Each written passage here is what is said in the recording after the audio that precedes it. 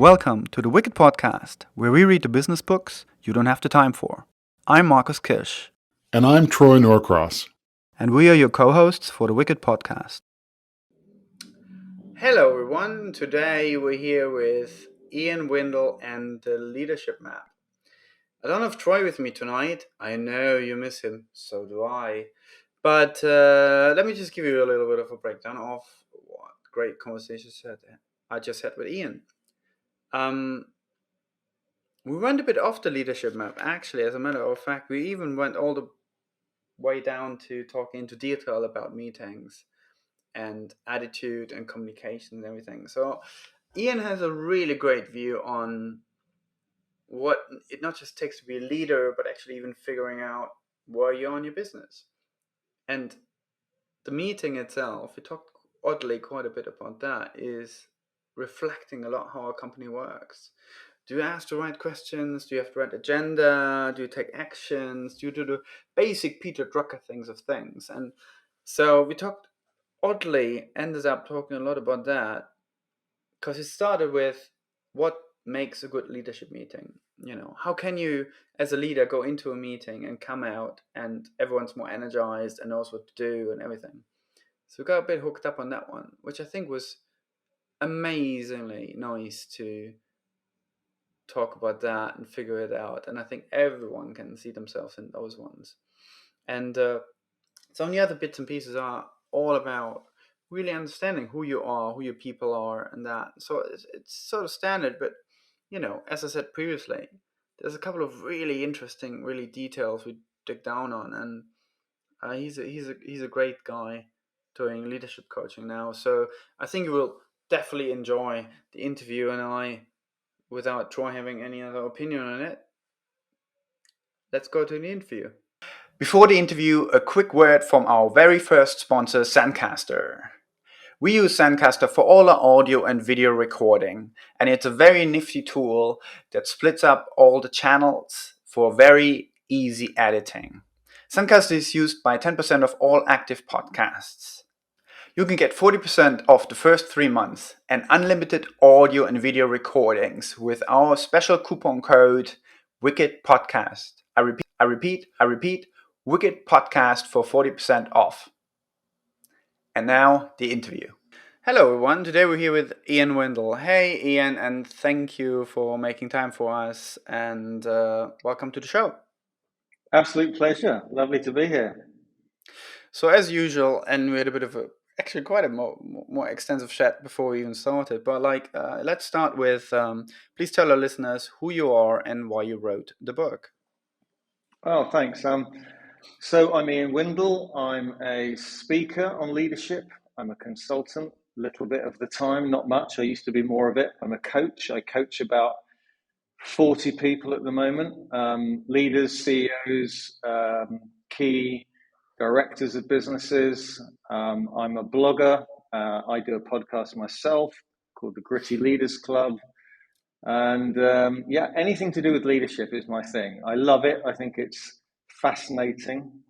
It's all about people. And why did I write the book? That's a really simple one to answer. I was speaking to a group of people on leadership, and after about an hour, and this was about 5-6 years ago, after about an hour, one of the CEOs around the table raised his hand and said, "Ian, this is great stuff. Where's your book?" And I said, "Oh, well, I've never even contemplated writing a book." He said, "Well, you've shown us your slides and you've told us an awful lot around the subject that's really interesting. It'd be great if you wrote all this down and shared more on the subject." So I went away from that meeting. It was a 3-hour workshop with a bunch of leaders, and I thought, maybe I should write a book. And so that's where it started. I had a lot of content, and I needed to structure it properly and then find a publisher, and the rest was history. That's amazing. I think it's the best thing when people literally ask you, like, can you please write a book? Give us more, or concise that, or can't give it so I can give it to somebody else. And there's obviously a lot of leadership books, so I have to be a bit pushy on that one to say, so therefore, do you have a particular recipe, approach, unique positioning, or something where, what makes you have leaders go, can we have more? What is this? Mm. Please put it out there. Well, when I started coaching people, mainly CEOs of SMEs across the UK, although I work with a client in Asia at the moment, and I've worked with other clients in different parts of Europe, but mainly they're in the UK. So when I sit down with a CEO of a business and I'm going to coach them to start with, often I end up working with their leadership team, I ask a bunch of questions. I sit down there and I say, right, tell me about your business. Tell me, have you got a purpose? Have you got a vision? Maybe you call it a mission. Have you got a set of values? What's your strategy? What's your business plan? Tell me about your top team. How functional or dysfunctional do you think they are? Who are your key people? Tell me about your culture. Is it a challenging culture? Is it a laid back culture? Tell me about the meetings you have. How good are they? How structured are they? Tell me about your business planning process. How does it work? Tell me about the structure of your business. Does it follow your strategy? Do you have a dynamic structure, or a matrix, or a hierarchical? Now, I created a big piece of paper with lots of boxes on that where I'd ask these questions and fill in the boxes. And this became, if you like, a map where that's where I started at the beginning of an assignment. And once I knew that, I could have a much better conversation with the person I was coaching, because I kind of understood what the business was, where the gaps were, what they thought about it. And I'd interview other members of the leadership team and fill in more of the boxes. And that became loosely the leadership map. And when I started speaking on this subject to people, they found it very useful. And my first title for it was a blueprint for leaders. And whilst there are other books out there, and I'm a huge sort of Jim Collins fan. He's probably the biggest influence on my thinking. But also people like Patrick Lencioni on teams and meetings and other things. Simon Sinek maybe, Brené Brown on vulnerability. No one had really pulled a lot of these things together in one place. And for me, I wanted to give, especially SME leaders, although I know leaders have read it in bigger organizations too. I just wanted to give them something full of tools, full of practical application, things they could dip in and dip out of. If they wanted to create a strategy, there's dozens of tools in there. If they wanted to think about how to create a purpose, what was a good purpose, it's all in there. How to run meetings, it's all in there. And I reference, everything I've read and everything I know about. So it became a kind of bit of a Bible, I guess. And there aren't many out there I can find that do what it does. I think it's really interesting because I think that the thing of bringing things together, surely, we're now you will probably be episode number 92 or something like that. So we've been through 92, more or less, business books. And the themes you could collate the themes with like 6 major themes, and no one's bringing a lot of things together. They're all bits and pieces of it. So that rings really well to just bring things together. And I'm sure a lot of leaders and people in teams really look for, those are all bits and pieces. Why is that? The reason why I started a podcast is exactly with that. But then when I look at that and you go, okay, so you bring these pieces together and you challenge people like, do you know your business? Do you actually know what you're doing? Which you do in so many questions. And I think it's really great to, map that. And you could talk about it as the business canvas, or my background is more in design. And so you have journey maps and stakeholder maps and all of that stuff. It's amazing. I've come across a lot where things are just not documented. No. So, but when you do that, you often challenge the status quo in terms of, well, why don't you write it down? And then it's a bit clearer who does what and why you're there. That doesn't often very ring easily. So how often have you come across the fact that, you went back and asked those questions, say, well, where's this? How do you think about this and that? And you're not just talking to one leader, you're talking about probably the board, or the managing directors or something. How much have you been able to then look at them being comfortable challenging the status quo, rather than going like, yeah, we totally need that, and we're going to do that, or saying, oh yeah, we totally need it, we sort of can't do it because of X, Y, Z.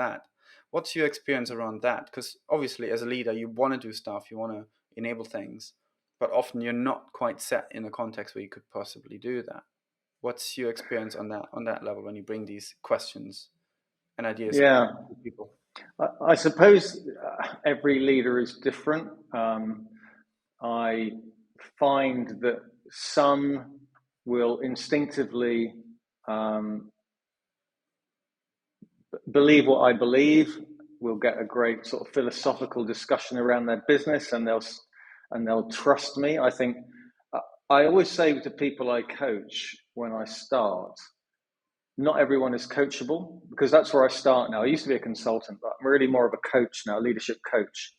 And so I say when I start, if it doesn't work out after 3 months, let's not carry on, because you've got to really trust me, and I've got to have a great relationship with you, and it's got to go reasonably deep. And I think when I start, I mean, I give everyone my book when I start, because I say, look, everything I'll tell you is in there. Obviously, I'm learning as I'm going, so there's other stuff I'll add around this. But look, I spent 3 years pulling this together. So here you go. Put that in your drawer. Pull it out when you need it, and I'll refer to some stuff in there. But I think to your point, when you go through different things, I've never come across a leader who says, for example, the first 4 chapters of my book and are 4 areas I speak on quite a lot, I call strategic decision filters. And they are, what's your purpose? What's your vision? What are your values? And what's your strategy? And by strategy, I mean, what's your sustainable competitive advantage? In other words, Michael Porter's definition. And when I say that to leaders of mainly SMEs, I suppose I work up to about, generally now, up to about 150 million turnover. Although I used to work for companies like Toyota and BP and Sainsbury's, so much bigger. But now I love working with SMEs because they're at the coalface, they feel the breeze, and it's really exciting. And when I go through, say, those 4 areas, any of them who say, we've nailed it, Ian. We've absolutely nailed it. We know exactly what our purpose is, why we get out of bed in the morning. We know where we're going in the future. We know what our vision is. We know what our values are. And I can really articulate our culture well, and we use it brilliantly. And we're absolutely distinctive in our strategic positioning. I don't think I've had anyone say that to me. They normally say to me, what do you mean by purpose? And then we have a great conversation. Or, vision? Do you mean vision statement, or do you mean something different from that? And then I can say, okay, well, let's discuss that. Or when they say sustainable competitive advantage, they say, what is that exactly? Do you mean I've got to be different from everyone else? And what do you mean by that? So we get into a conversation, which is where the value can be added, because then when they say, oh, I see, that would be useful, that'd be really useful, wouldn't it? They go, yeah, it would. So let's talk about that. So I think people, you've got to get them, as we were chatting earlier before we turned the recording button on, you've got to get, I can't come into anybody, and that's why I like the coaching approach. I can't come into any leader or any organization and say, I think you should do this. What I can do is come in and ask a bunch of questions, and they can say, oh, we don't know that, or that's really interesting. Can we talk about that a bit more? And then, of course, I can really add some value because I can help them do that. Yeah, I think it's really great because before we pressed recording, what we talked about our kids, and it's that kind of thing where and I was just telling the story of my little girl for the first time ever taking my card and the keys, going across the road only about 50 meters away here to buy herself something in the corner shop. It was the first time for me, and it was scary. And I know I had no control. I was worried, but I could see out of the window and all of that stuff. And I was like, yeah, that's a bit like that. That's a bit what we're doing in business, isn't it? And actually, it's the better thing to do than trying to, manage, have the illusion of control. And, we're not going to, maybe later we're going to maybe go into the whole idea between you either have to have control because people otherwise don't act, or you have to enable people and therefore people will flourish. Whole system X and Y thing. But we just talked about that, and it's like, I think for that, it's really interesting to see how that might be generally better to do when you go into a company, because in the end, there's only so much you can do. And I just started a project where I go into a big, mad, volatile system, and I have to realize very quickly there's only so much I can control, and the rest will be up for grabs. Maybe on that mad tangent, so let's go into something very practical from that one on. To say, be a leader through great meetings. Yeah. I'm currently having my calendar plastered with meetings. Way too much to do actually any work, and I have to do it off hours. So tell me about good meetings for leadership, because I find that really interesting, because I've seen some good ones and seen a lot of very bad ones. What's your view on that one? I think so. I don't think I've ever gone into business and said, how are your meetings? And they've said, oh, do you know, they're great. We have fantastic meetings here. I don't think anyone's ever said that to me. And I find it fascinating, because how do we learn how to run a great meeting in a business? We only learn from role models we've had in the business, right? I mean, I often ask people in leadership groups, who's been trained in running a meeting? No one puts their hand up. No one has ever been trained to run a meeting. No, very few people have ever been trained to facilitate, which is a skill in its own right. Chair a meeting, prepare for a meeting. So I saw this as a pain point for businesses and started researching it and looking at it. The fascinating thing is the research. A guy called Stephen Rogelberg wrote a book in 2017 around the science of meetings. And he got some really funny research in there, which was, if you ask leaders who run meetings how productive those meetings are, there's something like 94% say they're productive or very productive. And if you ask, that's the leader running it. If you go and ask the participants in those same meetings, tell me how productive those meetings are, they'll say they were daydreaming, they were thinking about other things, they were boring, there was lost opportunity cost, and this amazing thing called meeting recovery syndrome, which I'd never heard of. Now, meeting recovery syndrome is quite funny, really, because you'll recognize it, and so will the listeners. You come out of a really bad meeting, and you walk down the corridor, and for the next 20 minutes, you rant to anyone who will listen to you about how bad the meeting was. So not only have you wasted the hour in the meeting, you've got another 20 minutes afterwards where you can't get it out of your head how bad it was. So anyway, I looked at all that and thought, we've got a problem here. And so I divided it into two. I said, what kind of meetings should we have? Because often people don't know.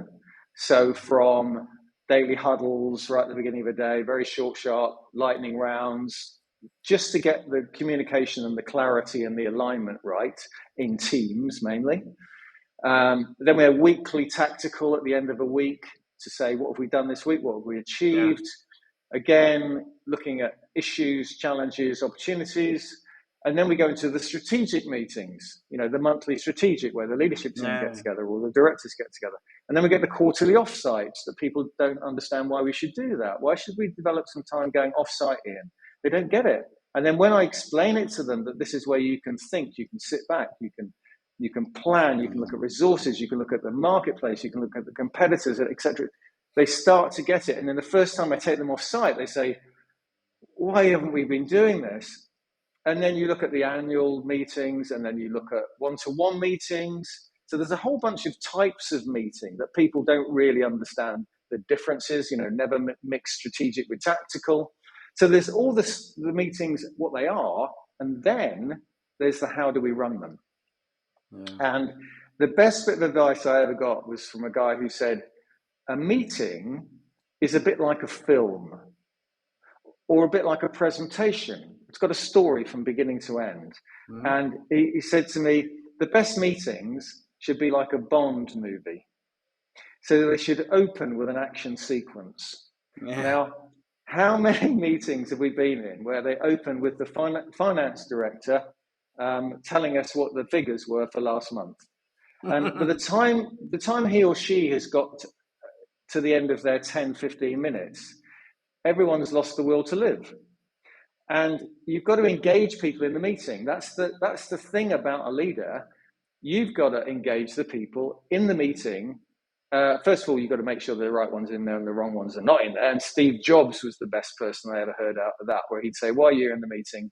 Well, I'm here because my boss asked me to. Right, you can leave, he can do it. We don't need 3 people in the meeting. Be very clear who's in the meeting. But the action sequence, the Bond movie, it's a great way of thinking, because why do you stay in a film? Because it grabs you right at the beginning. Whatever it is, whatever kind of film, it grabs you in the first 5 minutes and you're intrigued about what's happening. And a talk, I did a TEDx once, and I studied what it's like to get on a stage and what you should be doing in a TEDx. And the same thing goes. You start with something that engages the audience and they go, that's interesting. Where are we going with this? So a meeting, when a leader comes into a meeting, instead of turning to the finance director and saying, tell us about the figures for the last month, he comes in and he says something that no one's expecting.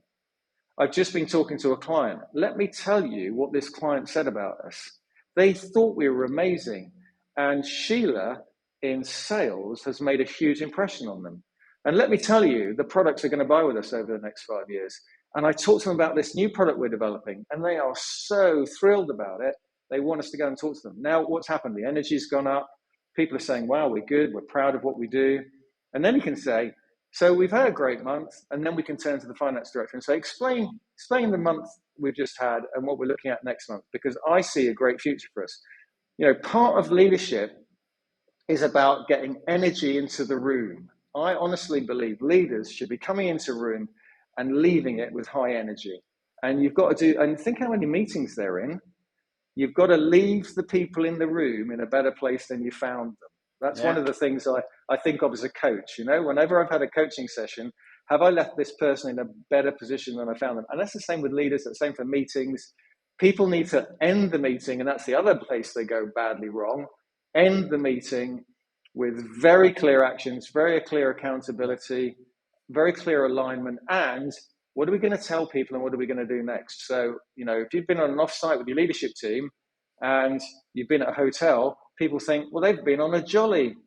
So we've got to come back and explain, this is what we did. It was really strategic. This is how we're going to take this forward. This is what we're going to do. And people go, that's great. So there's a whole bunch of things that you've got to think about in meetings. Introverts need agendas. Extroverts don't care. So do you understand the people in your team when they're going to come to a meeting? Because the introverts hate coming into a meeting not knowing what's going to happen. And they want to know what's going to happen first, second, and third. And they hate it when you surprise them and they say, Jim, what do you think we should do about this product? Well, why didn't you ask me before? I could have prepared. So it's just such a fascinating area that we do badly. Yeah, it's interesting that the meeting itself, just that you're talking now, is touching at least 10 different bits and pieces, apart from me questioning yet again, and I still haven't figured it out if I'm an introvert or an extrovert. Because for a long time in my life, I was very introvert. Now I'm running stuff and being on stage and I'm being very extrovert. I still haven't figured out who I really am. But that's okay. That's my journey. Yeah. But the pieces you mentioned are really, really super interesting because, getting more energy out of that. I think a lot of what you talked just about now is super interesting in terms of what I hear, not just on a leadership level, but the project I'm in right now, is that it's storytelling. If you're good at storytelling, you're probably gonna be okay as a leader because you basically, and then you talked about TED and coming into a room, and you literally gave an example of the TED structure of a presentation. I was told that during my MA just before TED was even a thing. The first thing you do is a emotional connection, right? You come in there, it's like, that just happened to me. What? Isn't that great? Isn't that bad? How do we feel about this? Let's do something about it, blah, blah, blah, right? You start with something really, really, you don't start with numbers on an Excel sheet. You start like, look, this just went down. This is reality. You bring reality into the room. I think it's the best thing you can ever do. And that's for me as a service designer research saying that. The second thing is then, well, how do you then get to decisions and actions? And then you go back likely. And the one thing I like to refer to in that one, and I've been in a lot of meetings where that didn't happen, was, Peter Drucker said, a decision isn't made unless there's what needs to be done, a person associated with it, and a fucking time scale. Sorry, and a time scale to it. Yeah. Unless you have Yeah. these three pieces in place, that's Yeah. not a decision.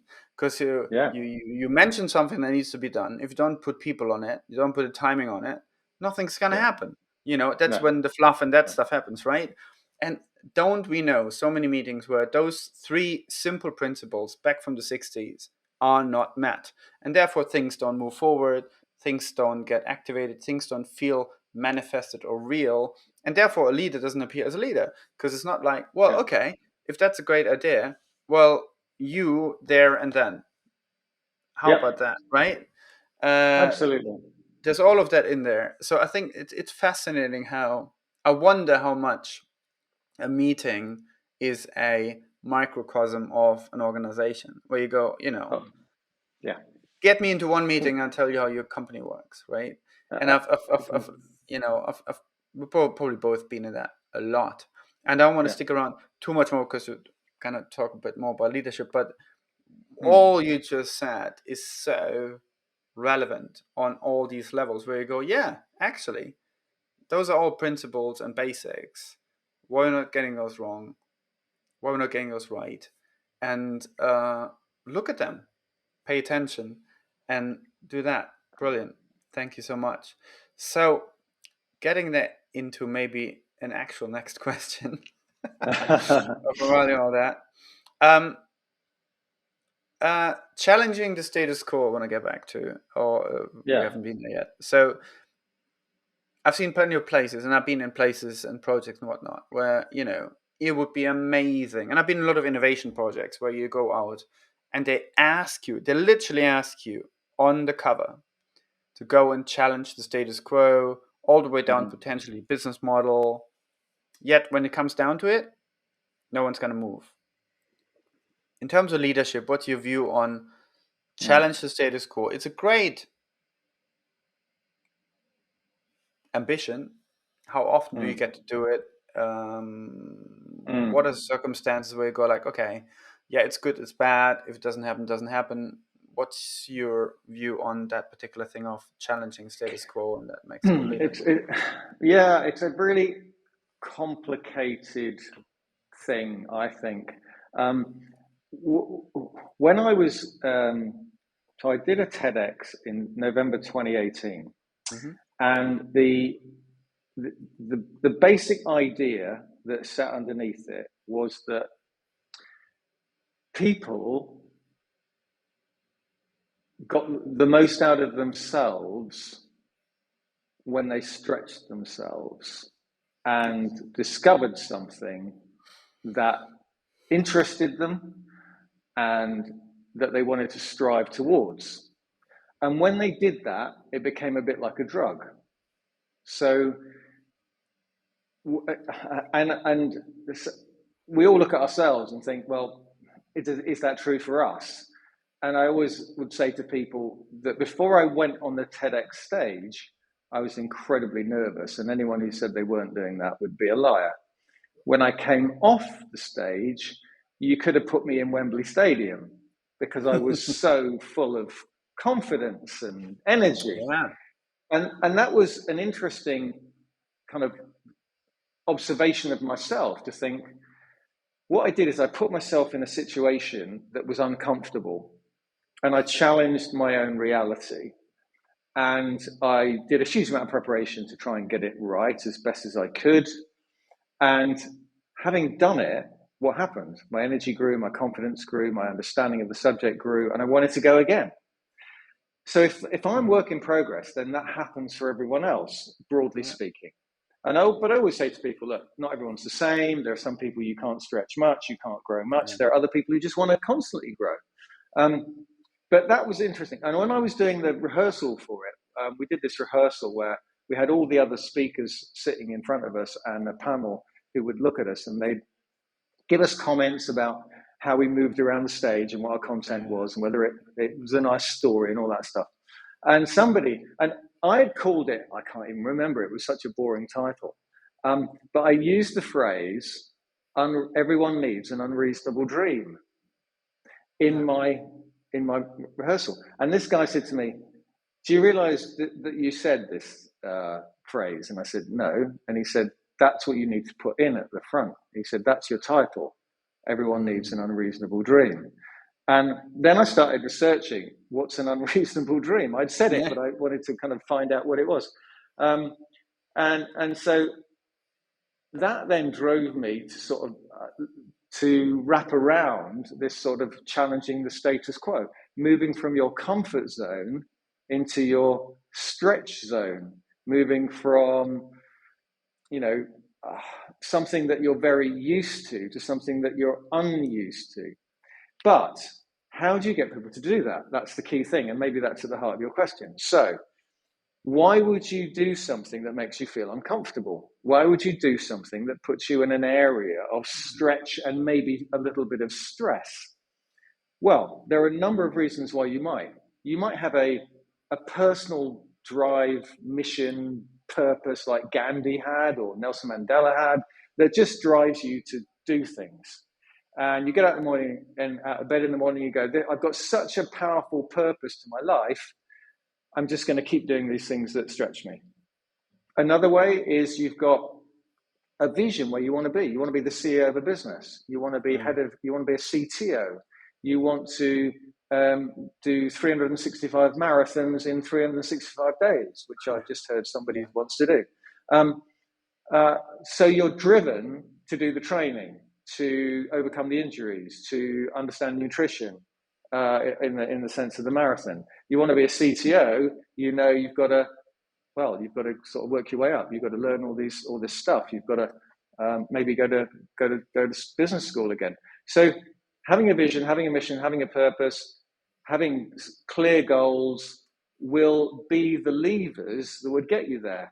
But you can also have, obviously, being inspired by another leader. I always say to leaders, the biggest reward you'll ever have is seeing somebody that you've inspired, energized, developed, grow, go outside their comfort zone, become a better version than they were a year ago, and see them come into the office and just see them, they've blossomed, they've tried new things, they're better at it, they've got confidence, they've got energy.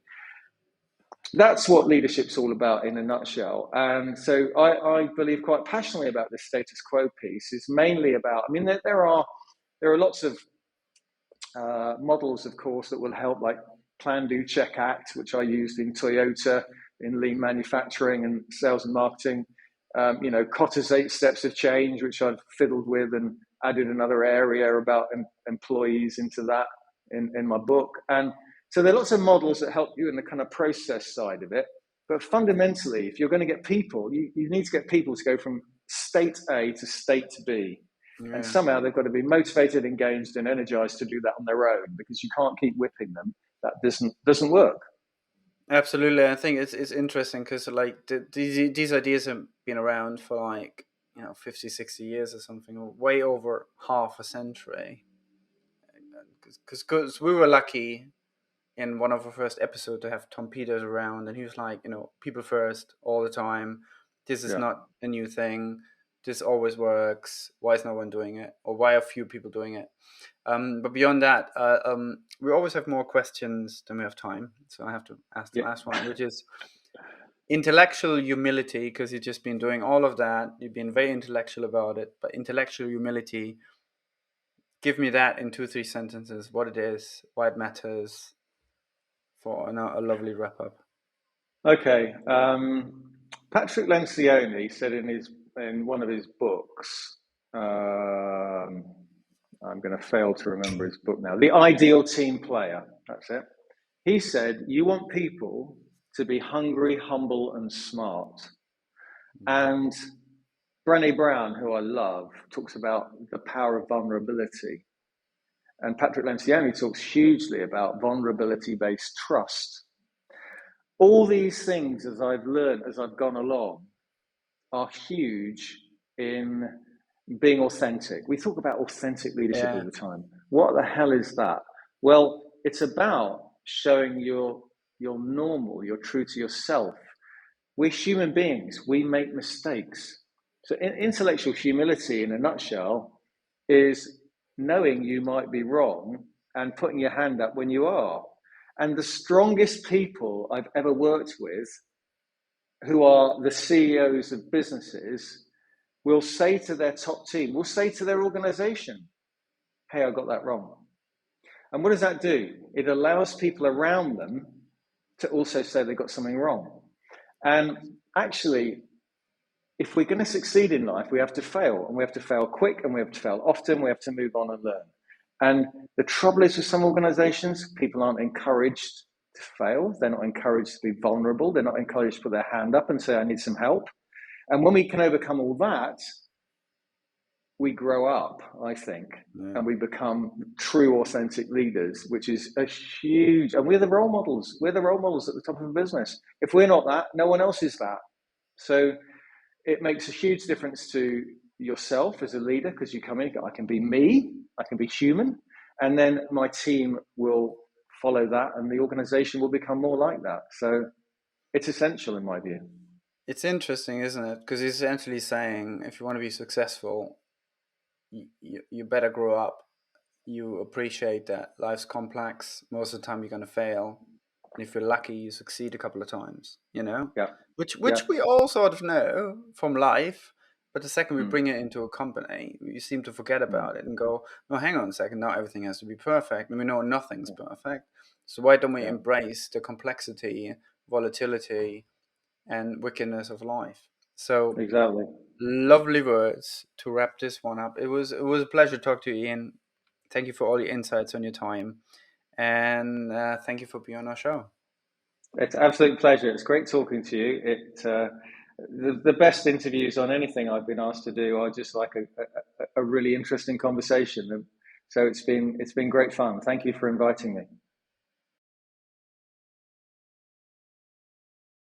You've been listening to The Wicked Podcast with co-host Marcus Kirsch and me, Troy Norcross. Please subscribe on Podomatic, iTunes, or Spotify.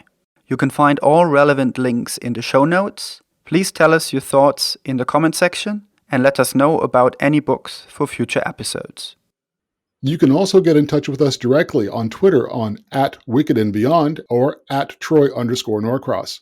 Also, learn more about the Wicked Company book and the Wicked Company project at wickedcompany.com.